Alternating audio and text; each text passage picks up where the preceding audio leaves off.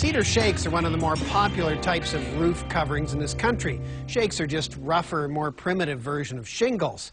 Cedar shakes are relatively inexpensive, but they do have a few drawbacks for the environment and for the homes they cover. Now some engineers have come up with a shake that shouldn't give anyone the jitters. Old, weathered cedar shakes on roofs give homes a rustic appeal. But up close, these rough shingles tell a different story. They can literally sprout a life of their own, and over time, they can disintegrate. Left untreated, cedar shakes last roughly 10 to 20 years. So it's no surprise someone decided to design an alternative, and the people who make it say it will last 50 years. Any thoughts on what else we might be able to do? Ian Muir and his engineering partner Stuart Robertson spent years developing the aptly named EnviroShake. Muir got the idea back in the early 90s when he was watching the news on television. Originally, I saw the fires in California that caused so much damage to cedar shake roofs, and I thought we could find an answer to this by making an artificial cedar shake roof from composites based on fibres, wood fibres at the time, and scrap plastics. Last year, his environmentally friendly product won a Canada-wide award of excellence for innovation. The most ideal cedar to use would be old growth, and you know, it's just not something that people really like to see being done, is cutting down you know, nice big mature old cedar trees. What we're trying to accomplish here is you know, eliminating the need to cut down trees and utilizing materials that are contributing you know, to our landfill problems.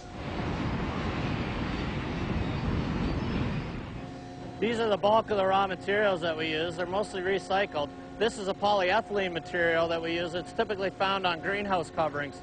The next material here is a polypropylene. It's generally found in things like chip bags. You can see some of the foil that's in there. The next material that I'm going to show you is the ground rubber crumb. It comes from used tires. It's generally found in cars, trucks, and different vehicles. We grind it up, put it into the process.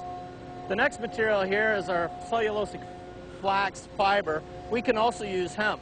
This is generally left on a farmer's field to either be burnt or try to till it back into the ground. All this is combined together in this mixer and then goes into the process. The process of melting the materials together and molding them into shakes is top secret. But what comes out at the end isn't. It looks like this, a little different from what eventually ends up on a roof. EnviroShake, when it comes out of the factory, is kind of a brownish gray color, and over a period of 3 to 6 months, it will weather to this antique cedar look. And this is really what makes the product so unique and so desirable. You have the look of a natural weathered cedar roof, and you know, none of the negatives. It was a bit of a mistake. We didn't intend to be like that, but it happened to go like that.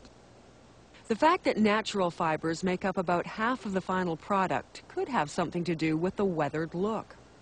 If you leave straw out and let it weather, it tends to go a kind of auburn brown color. And when you combine that with the black and the brown pigments, I think that's what's giving it the silver effect. Put the flame on the sample for 10 seconds, David, and take it off for 5 seconds. The EnviroShake is already more fire-resistant than cedar, but they're trying to make it even more so. Muir hopes that soon they'll have a product that will meet the tough Class A requirements in California. It's taken us, Stuart and I, about 8 years to reach this point, and this point now is that we're making a fire retardant. This plant has only been in mass production since March, and with only one production line, they've been struggling to keep up with the demand. EnviroShake costs about the same as Cedar Shake, and right now it can only be bought through roofing distributors and suppliers in Canada. But they hope that by next year it will finally make its way down to California, where Ian Muir intended it to go in the first place.